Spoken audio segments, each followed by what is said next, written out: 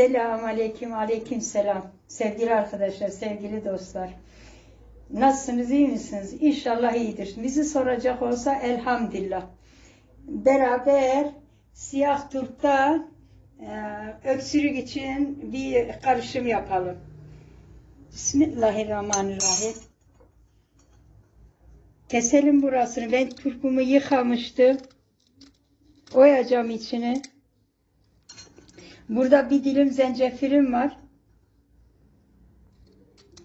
Altını böyle kestim. Üstünde kapağını açtım. Böyle dolma oyacağıyla oyacağım. Kısmet olursa. İçini böyle oydum.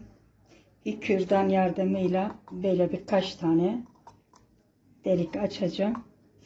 İçinde bal bardağın içine süzülsün. Zencefilimi de içine doğrayalım. Az bir şey de oydum. Turpu. İçinde oyduğum turpu da az bir şey içine kattım. Balı katalım. Bir gece kalacak. Bu süzülünce kısmet olursa öksürüğe birebirdir. Büyük küçük. Sabah akşam birer kaşık. Bu böyle bardak içine süzülecek. Yarın kısmet olursa bir gece kalıyor. Yaktığım bal kürü böyle oldu. İçin tamamına süzüldü.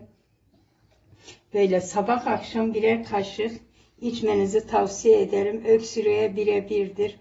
Abone değilseniz abone olmanızı, yorum yazmanızı, beğeni yapmanızı tavsiye ederim. Hoşça kalın, dostça kalın. Başka bir videoda görüşmek üzere. Allah'a emanet olun.